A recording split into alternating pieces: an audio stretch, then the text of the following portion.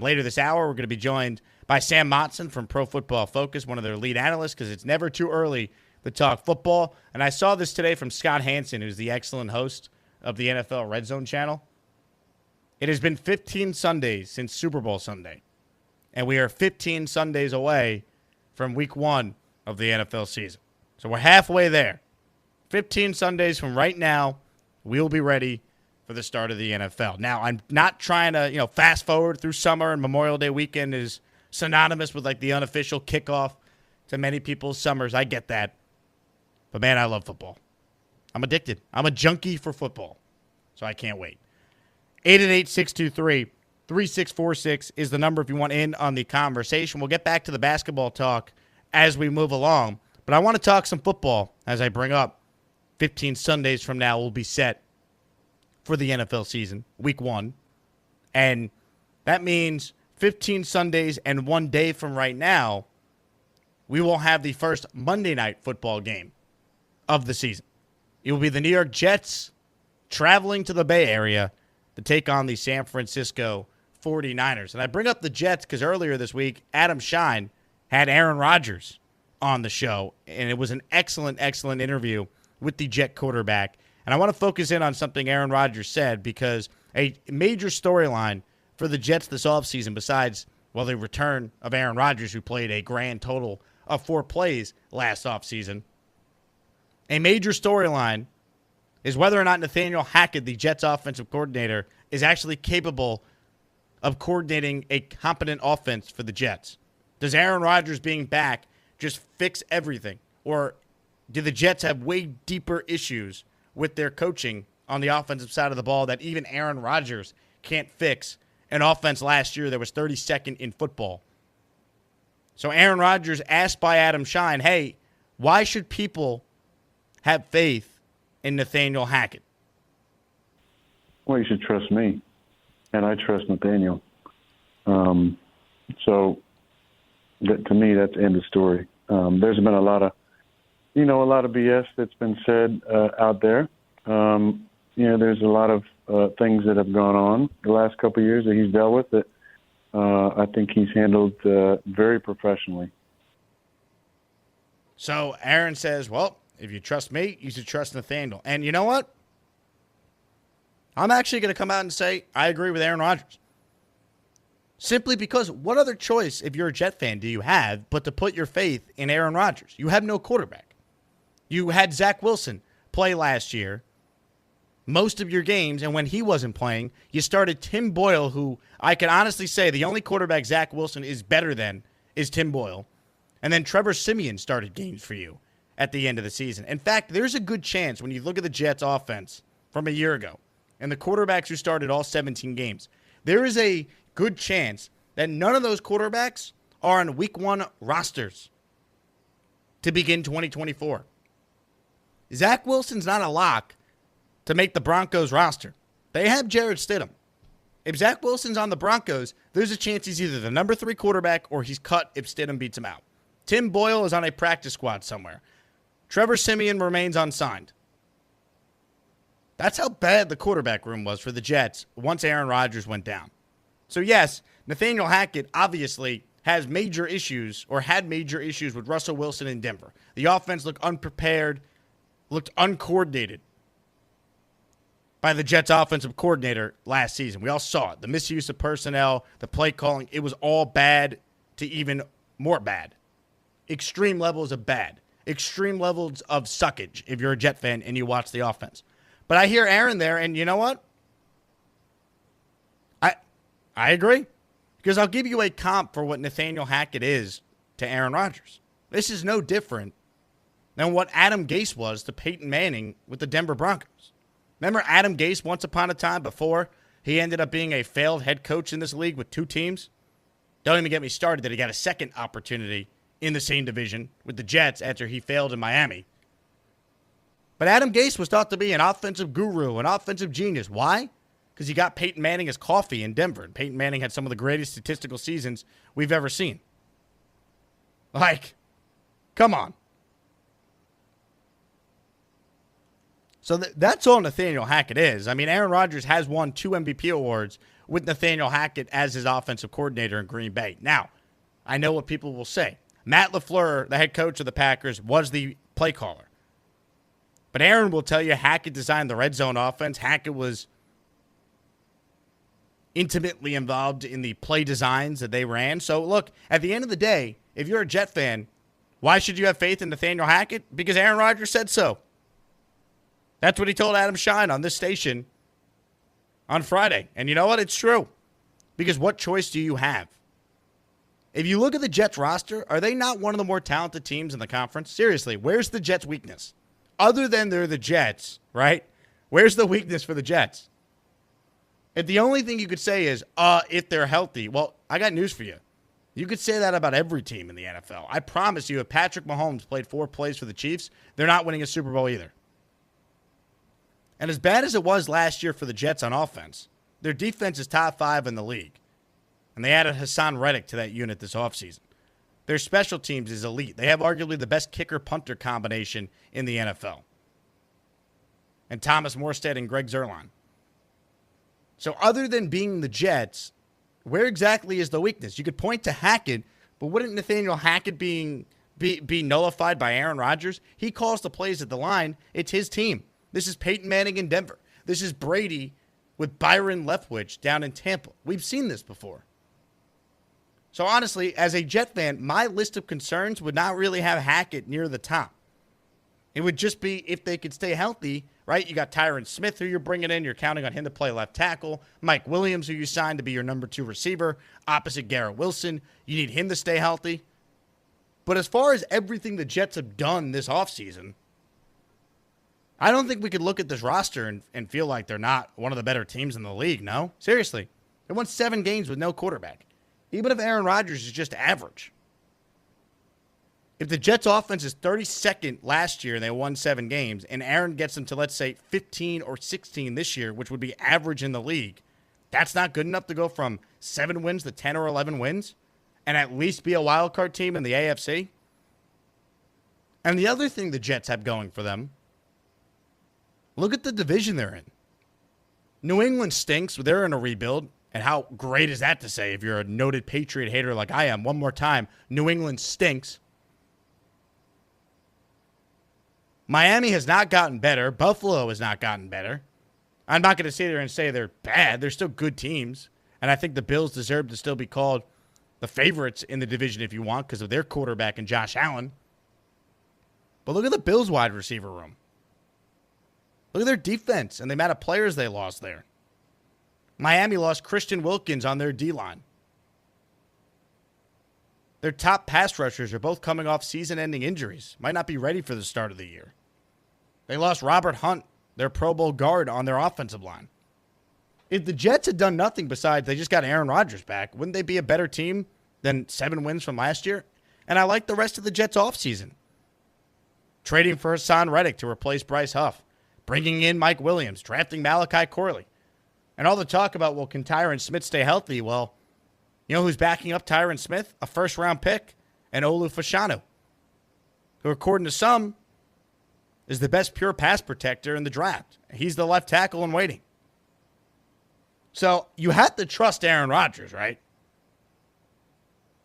Like, if you're a Jet fan, what choice do you really have? And the one thing the Jets have actually done that they didn't do last year is they have a legitimate backup if, God forbid, Aaron Rodgers does get hurt again. Now, if he lasts 4 plays, you're screwed. It doesn't matter who the quarterback is. Doesn't matter. But Tyrod Taylor is a pro. He's now the backup. He was better than Daniel Jones last year. Tyrod Taylor's taken a team to the playoffs in this league. If Aaron Rodgers had to miss, let's say, 3 games with a sprained ankle, Tyrod Taylor's good enough to go 2-1. That's my gauge for the backup quarterback position. If your starter goes down and has to miss 3 to 4 games, can you go 2-1 or better? If it's 4 games, can you be 3-1 or at least 2-2? So Aaron Rodgers told Adam Shine that since he trusts Nathaniel Hackett, Jet fans should too. Agree or disagree with the 4-time MVP? Can Aaron Rodgers overcome Nathaniel Hackett? I'd use the Adam Gase comparison with Peyton Manning. Tom Brady and Byron Leftwich. The all-time greats, did they have a relationship with a particular coach? It's their offense anyway. Tom Brady can do what he wants. Peyton Manning can do what he wants. Aaron Rodgers can do what he wants. 888-623-3646. 888-MAD-DOG-6 is the number if you want to talk about the Aaron Rodgers comments that he made to Adam Shine on Friday. One more cut from Rodgers here. So the New York Jets have an NFL record 7 standalone games in their first 11 weeks of the season.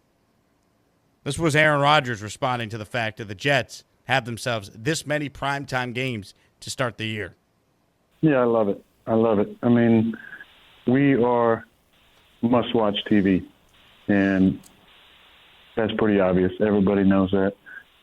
Whether you love me or hate me, people want to see me play. They enjoy watching me play. And we are a team to watch this year. Not surprising. 6 primetime games in the first 11 or 12 weeks. I love it. Make it difficult. Let's see how we stack up against one of the top teams in the league, because San Fran 100% will be one of the top teams in the NFL. Obviously, they were last year, went to the Super Bowl, had a chance to win that thing. And then short week, and go to Tennessee, beautiful city, Nashville. I love it. Got to, have some land down there. Love that city. Know Will a little bit. He's an up-and-coming young quarterback. They got new staff there.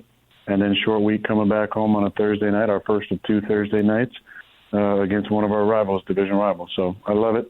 It's fantastic. No excuses, 3 games in 10 days. We'll be ready to rock and roll. I'm not worried about it. I'm sure we'll have a good plan for the schedule for all that. As far as us owing people, yeah, that's fine. Whatever. I don't care what anybody has to say about that. That's great. It was shitty for me. It was rough for the league. I get it. Me only playing a few plays last year. That's going to be different this year. And, what happens when we play them back this year with 6 great primetime games? What are they going to say next year? A fired-up Aaron Rodgers there on Adam Shine's show this past Friday. And look, he's right.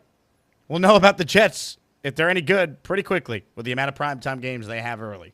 But I will say this, for everyone talking about, wow, they're going to make the Jets play that many games in that many days to start the year, 3 games in 10 days, look at the quarterbacks they're playing.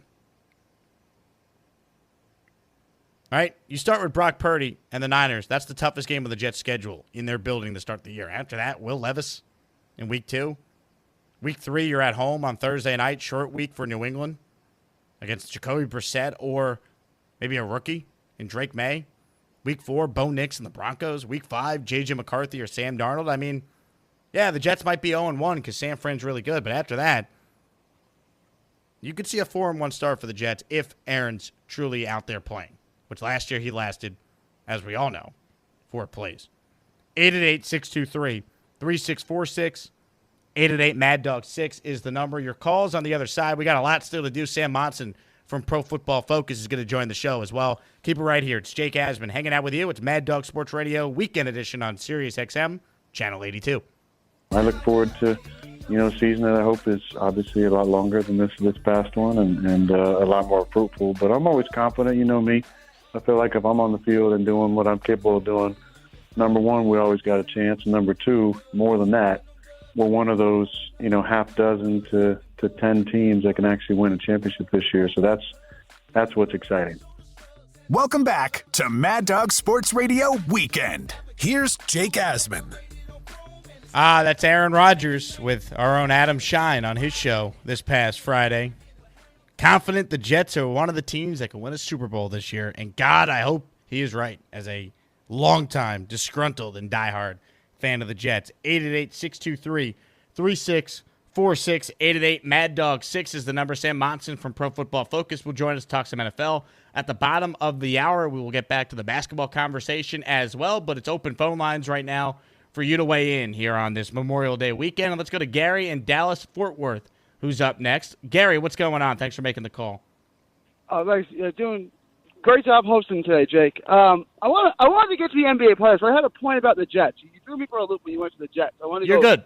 You can hit on both, Gary. Go ahead. I want to go to the Jets real quick. They are, if you look at their team, both sides of the ball, offense, defense, and special teams, they're one of the most stacked rosters in the NFL. I think they're the best roster in the AFC. If you want to take the Chiefs over them because of Mahomes, that's fine, but I think the Jets have the best roster. You really could have cemented that had you taken Brock Bowers in the draft at 10 or 11 or however you wanted to look at it, because tight end and a yak guy is really the one thing you don't have in spades. But they wanted to go backup offensive line instead, which I get, but I think you could have really had a special offense as well to go with that special defense. Do you believe Aaron Rodgers is still one of the 10 best quarterbacks in the league, Gary? He may not have top 10 stats, but there aren't 10 guys I would take over him. I would definitely say that. Okay, so what's more important then? Another weapon for Aaron when he already has some pretty good ones, or making sure that Tyron Smith, who averages about 10 to 11 games a year, has a legitimate backup in place, which is what they did with Olu Fashanu? On draft day, I hate it. I hated the draft pick. I've come to terms with it. I'm okay with the draft pick. I understand it. I still would have gone Bowers because I think, look, in theory, you're right. The offensive line is obviously more important than a tight end. In theory, you're correct. But you've gotten a chance to have a special weapon who's more of a pass catcher and, a threat than your typical tight end. Has anyone ever told you, Gary, that you're a Bowers boy?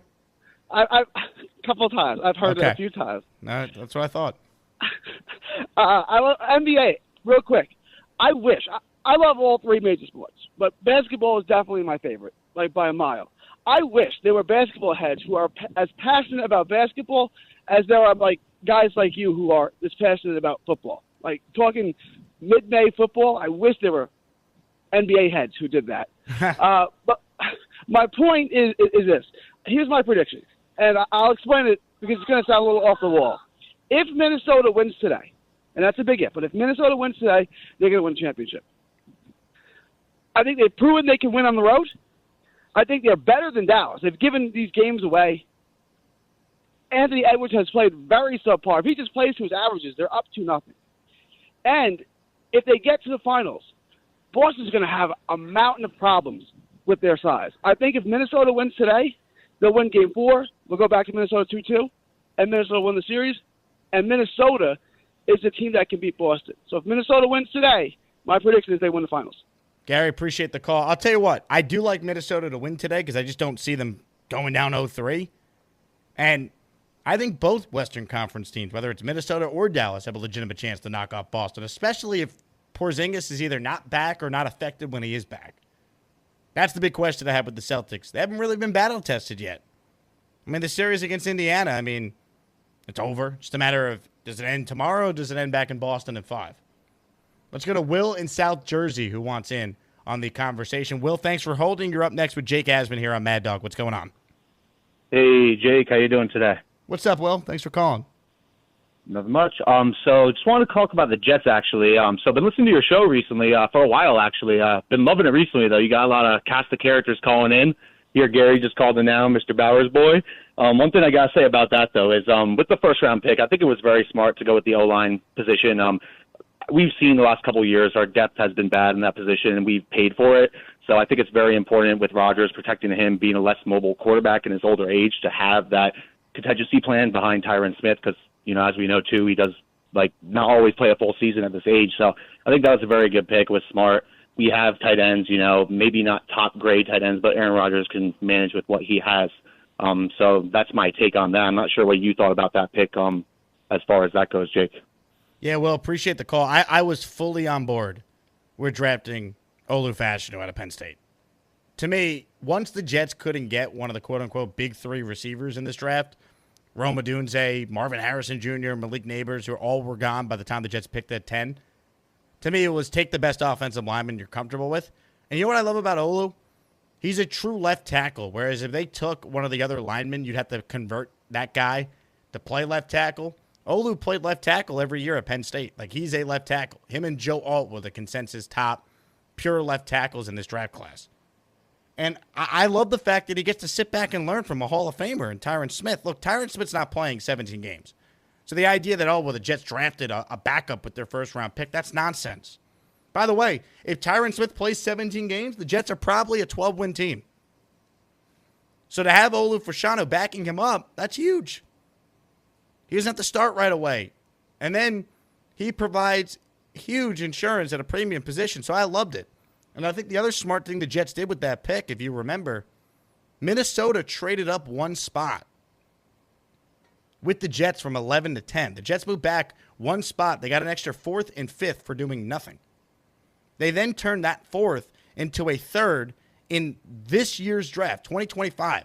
So I think if the Jets are in the mix of the trade deadline and say they need another weapon or Devontae Adams asked out, well, you have an extra 3rd-round pick you now can use in a trade too. So I love the Fashanu pick for New York because it raised their ceiling and raised their floor as well. Are the Jets more likely to be screwed because they don't have enough weapons or because Aaron Rodgers is running for his life? I think it's the latter. So that's why I love the Fashanu pick, because you have legitimate depth now across your offensive line. And at least on paper, I remove the word Jets from the helmet and just look at the Jets roster. They already had a top 5 defense that added Hassan Reddick to it. They already had a top 5 special teams unit that retained both their star kicker and punter.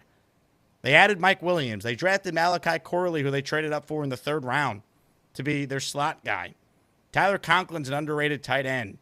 Their O-line has 2 stud tackles in Tyron Smith and Morgan Moses. Their center, Joe Tippmann, who was a highly thought of prospect a year ago, is now in year 2. He's the guy snapping the ball to Rodgers. AVT, their Pro Bowl caliber guard, is now back from injury. If the only thing you could say about the Jets is if they stay healthy, then they got a pretty good team. Because a year ago, everyone said, well, the Dolphins, Tua's got to stay healthy. Well, the Ravens, well, Lamar's got to stay healthy. And ironically enough, those were like 2 of the only starting quarterbacks in the NFL that actually played every game last year. We saw Burrow get hurt. We saw every player seemingly go down. I mean, 66 different quarterbacks started games last year? An NFL record? So, that's what I look at. Let's go to Tyrone in Corona, California before we get to Seth Cantor with the Mad Dog update. What's up, Tyrone? Hey, how you doing? Do you hear me? We hear you, Tyrone. Thanks for making the call. Okay, hey, it's Tyrone, one of your Patreon guys, man. Love your show on YouTube. I just want to talk about Aaron Rodgers a minute, man. You know, when you really look at this year that we lost, we went 7-10. Whatever. If Aaron Rodgers those 5 touchdowns extra than what we had, we'd probably win 12 games when you really look at it. You know, I think we lost about 5 games by 1 touchdown. But, you know, I believe this year is going to be a real good year, and I trust in everything they did. I think Fashanu was the best deal to have a backup because everybody keeps talking about Tyron Smith being out at least 3 or 4 games. So we have that backup there, and then we have, you know, last year's guys that are been playing, so they've become pretty good backups. And I can't wait till September to get here, man, because I'm just tired of hearing all these negative podcasts about the Achilles and 40 years old. Jesus Christ, I'm sick of hearing that crap. You know, I think of Aaron Rodgers, he's a smart dude, man. He's a real smart dude. And if he knew he couldn't go out there, he's the last guy that's going to go out there and not be able to produce, you know. So I guess he's got a lot of good information from his doctors and everything about, you could go out there and do it. And even that doctor you had on your show back a while ago even said his mobility may be even better with the operation. I mean, hopefully he's right too. And that's all I want to say. You know, it's just I'm itching every day, and I'm fighting with podcasts. I'm telling people that I'm getting, you know. But I'm excited over it. I think Malachi is going to be the big guy this year because, you know, we have not been able to hit a screen pass to save our life and have that Richie Anderson we had back in the 80s, you know. I mean, back in the 90s with Pennington and all that, you know. So it'd be nice to have that kind of play with the Jets again. And, of course, Garrett Wilson. It's just going to be great. And the other one thing I want to touch on is it's hard right now to root, but I'm going with the Celtics, even though I'm from the Bronx, New York. I was born and raised in New York City. And it kind of reminds me of when the Mets played the Red Sox in '86. I was killing my father, who was a Yankee fan. And, of course, he hated, Boston. So, you know, I'm going with Boston right now because I don't like the way the Pacers acted after they beat the Knicks with the choking and all that, and now they're getting their butts kicked, you know. So I'm watching that game, you know. So anyway, I love your show. Glad you're on here today. I wish you was more on these SM radios because I'm always on SM radio going to work. In California, 30 miles is an hour on the road, so you know I'm always listening to So, it's great. I'm moving back east, though, when I get ready to retire, which is probably not too long from now. So, hey, man, continue, man. We love you, man. And continue being the voice of the Jets fan, man. Thank you. Tyrone, thanks for the call. I'll hit your points real quick because we got to get to the update and we got a guest on the other side. But I'm right there with you. If Aaron Rodgers, he doesn't need to be MVP Aaron Rodgers, but if he could go from, I don't know, what Zach Wilson, Tim Boyle, and Trevor Siemian were, that was still good enough for the Jets to win 7 games, to, I don't know, maybe top 15 in the league, which I think is very realistic. I don't think it'll be bad if he plays. His arm still works. His brain still works. They have a great defense. He needs to just take care of the ball and make good decisions. If he's a top 13 quarterback in the NFL, I think the Jets are at least a 10-win team. And they have a legitimate backup in case, God forbid, Aaron does miss some time. That's how you got to look at it if you're a Jet fan. If not now, then when? It's a Sunday of Memorial Day weekend. Hope you're all having a wonderful time by the barbecue, by the pool, beach, however you're listening, wherever you're listening. Certainly appreciate it. Thanks for your time here on Mad Dog Sports Radio. Got about 30 minutes or so left in the show, and we'll keep the conversation rolling right now because joining us on our guest line is one of my favorite reporters. He covers the Jets and the NFL for Athlon Sports. Nick Faria is with us here on Mad Dog Sports Radio. Nick, happy Sunday. Thanks so much for coming on. Happy Memorial Day weekend, Jay. Great to be on. So let me ask you this, Nick, because Aaron Rodgers came out on this very station just a day or so ago, and he told Adam Shine that, look, if you're a Jet fan and you're worried about Nathaniel Hackett, just trust me because I trust Nathaniel. Should that be good enough for all the Jet fans, that Aaron's on board with Hackett, so Jet fans should be too? This is the definitive point, right? We talk about a 4-time NFL MVP. When Peyton Manning was the quarterback with the Denver Broncos, he had Adam Gase, and Gase's head coaching career wasn't very pretty. After Manning, Gase's career as an offensive coordinator wasn't that good either. But the fact of the matter is, when you have a franchise quarterback, a 4-time NFL MVP, a future Hall of Famer, you have to go what makes him comfortable. And if it's Nathaniel Hackett, if it's somebody else, then you go that route. But for Jet fans out there, I know a lot of people aren't going to be happy with that answer. People aren't going to be happy with Nathaniel Hackett, period. But ultimately, when we talk about how the Jets win a Super Bowl this year, which is certainly in consideration, it has to be with Aaron Rodgers 100% comfortable. The only way that happens is if you get his guys to join him while he plays. What have you made of Aaron Rodgers' return to the field? Robert Saleh said, hey, there's no restrictions on him. Aaron Rodgers says that he feels good so far. It's good to be back. Should we make anything of these comments in May, or does it actually not really matter because it's only May? So it's kind of, I have this sort of back and forth debate with a lot of people on how important OTAs really are. And when a certain player is struggling to start OTAs, everyone says, listen, it's too early. You got to give it some time. It's perfectly fine to struggle at this point in the offseason. But if a team and a player is really looking good, then you take and say, hey, even if it's OTAs, we keep moving forward. You have that positive mindset. The fact of the matter is Rodgers has looked fantastic in practices from what I've heard from sources. You have one particular clip with Xavier Gibson where Rodgers is leaning one way, not looking at where he's throwing, and drops a dime to Gibson 40 yards for a touchdown. There's very few quarterbacks that can make that throw. So the fact that he has no restrictions, the fact that he's able to move up and back inside the pocket, which was going to be a big question following his Achilles injury, the fact that he's able to do that and still have his arm strength and still have his accuracy, it's fantastic news for the Jets right now. Tyron Smith is participating. That's another big plus. There really is no real negative to what the Jets are doing right now because all it is showing that they are back at 100% and they are prepared to turn the page from a disappointing season last year. Nick Faria, who covers the New York Jets for Athlon Sports and the NFL, is with us here on Mad Dog Sports Radio. So it was revealed by Aaron Rodgers during this conversation with Adam Shine on our station, Nick, that Robert Saleh is more hands-on and he's more involved with the Jets offense for this upcoming season. What do you think that means for the actual offense? And is that a good thing that a defensive coach is involved in the offense with Aaron Rodgers? Well, you kind of always want those differing opinions, right? You never want to have just one simple voice at all times. That's why Todd Downing is also there, because he runs a sort of a different system than Nathaniel Hackett does. So you always want to have different voices because different voices bring different ideas. But this has been teased for the last few months. Woody Johnson eventually said in owners' meetings that he wants Saleh to be more out there for his offense, make sure that he's in offensive meetings, focus on the offense as well.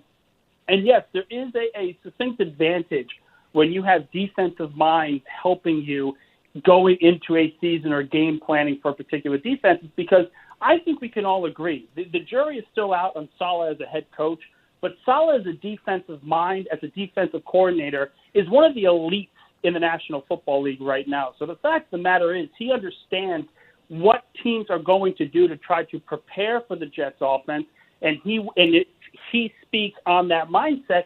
It will allow Rodgers, Hackett, and everyone else on the Jets offense to prepare accordingly. There's really no downside to this. A lot of people look at Saleh and say, well, he should always be helping because head coaches are supposed to be play callers and everything else. But I always stress that being a leader is most important, to be the head guy of an NFL team. Saleh has shown that at the very least. I understand the record's still very poor, and this year is pretty much make or break. But ultimately, there's nowhere to go but up for this offense. They were historically bad on third down last year, historically bad in the red zone. Those numbers are going to change with a healthy Aaron Rodgers this season. Well, the NFL must think that the Jets are going to be a lot better too, Nick, because the Jets have an NFL record 7 standalone games in their first 11 games of the season. Were you surprised it was that many games, especially that many games early on when the schedule came out a few weeks ago? Yeah, I was stunned. I was stunned that the NFL gave them so many games, because essentially what it's saying is, hey, we understand that your team is really good, and the fact that you were able to get to 7 wins with 4 different quarterbacks and 13 different offensive line combinations, that's pretty impressive in and of itself. And Jake, we've had these conversations before of should the Jets blow it up or should they not? Should they stay the course with the coaching staff and front office? You're kind of seeing why the NFL thinks so highly of Robert Saleh and the team that Joe Douglas has built, because this schedule, the schedule that the Jets have, is not an albatross. They don't play the Chiefs. There's no real major matchup late in the year where you have to worry about a certain stretch of games. So the fact of the matter is, if you're looking at the Jets' schedule, you would want them in the standalone games because they're going to be playing teams that are beatable. They play the Steelers, the Colts, the Bills. These are games that the Jets are going to be favored in and should be able to win. They have the better team. They have the better quarterback. I was surprised that the NFL trusted them that much early on in the season, but you kind of see why. It's essentially giving them a contingency plan where the minute games can start to be flexed, if the Jets are dealing with injuries or starting out slow to begin the year, the NFL can essentially take those games away and say, okay, we gave you an opportunity, you didn't take it, now we move on with other matchups. Nick Faria, who covers the Jets for Athlon Sports, kind enough with his time here on Mad Dog Sports Radio. The other storyline that came out of the OTAs that were open for the media earlier this week, Nick, is Sauce Gardner apparently went to the Jets and their coaching staff, and he said he'd like to travel against number 1 wide receivers this upcoming season. Now, Sauce, of course, has been first-team All-Pro each of his first 2 years in the league at the corner spot. But the next step for him, he says, is seemingly traveling against a number 1 receiver a la Darrelle Revis and Revis Island with the Jets all those years. What are your thoughts on that, and do you think the Jets will actually let Gardner travel against number 1 receivers this year? It's the natural move, right? For Sauce Gardner, he's the first cornerback in NFL history since the merger to be named a first-team All-Pro in his first 2 seasons. That alone is beyond impressive for the 4th overall pick. And when you look at his overall career, the Jets have tried to sort of ease him into that particular matchup. Last year, he wasn't going mano-a-mano against players like CeeDee Lamb or Devontae Adams.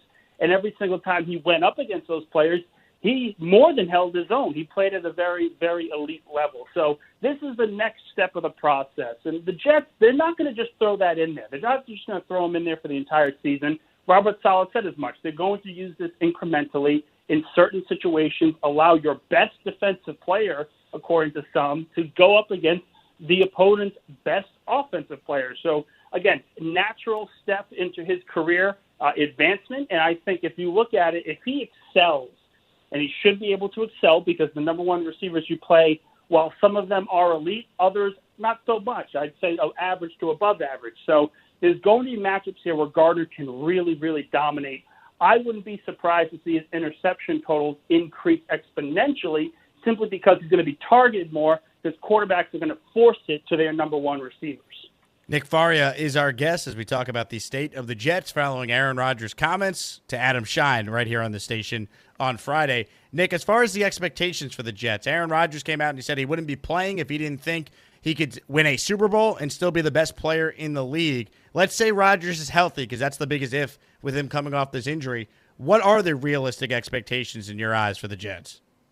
I think if you look at this roster top to bottom, Jake, and we look at it objectively, not through the rose-colored glasses of fans, not from the criticism point of other teams. If you look at this roster top to bottom, I'd say that this is the second most talented team in the AFC right now behind the Kansas City Chiefs. They have the quarterback. They have a number one running back. They have a top receiver. The offensive line, while they have to stay healthy, is elite on paper. Their defense is still elite. They didn't really lose anyone of major consequence when you factor in the Hassan Reddick trade in accordance with Bryce Huff.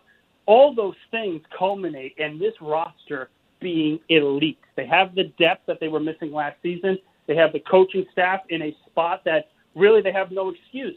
Ultimately, this team, I have them going 12-5 right now in my early predictions of a 17-game schedule before injuries are even on the table. But this team absolutely should be in the AFC Championship game, bar none. At absolute minimum, they should be able to be a 2 or 3 seed, get to the AFC Championship game, and then it all just depends on matchups. I don't like a matchup against the Chiefs because I think everyone doesn't like a matchup against the Chiefs.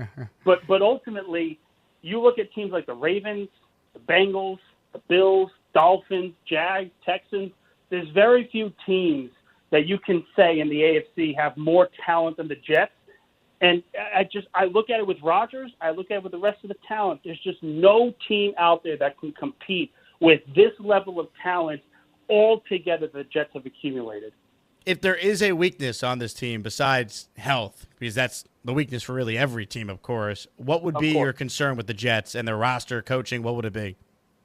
You know, it's a difficult question to say because the easy answer is going to be coaching. You can look and say, oh, Nathaniel Hackett, he's not a guy that is going to be able to game plan you victories like other offensive play callers around the league. But I certainly think that safety and middle linebacker is going to be a question that people have to focus on. And people are going to be surprised that I say linebacker. But if you look at C.J. Mosley, and I've said this before, he's a fantastic leader, when healthy, a fantastic player. But I am concerned a little bit about his age. Late in the season last season, it really looked like he was slowing down. It looked like he lost a step, particularly in pass coverage. You look at the game against the Cleveland Browns where they were just targeting Mosley again and again and again.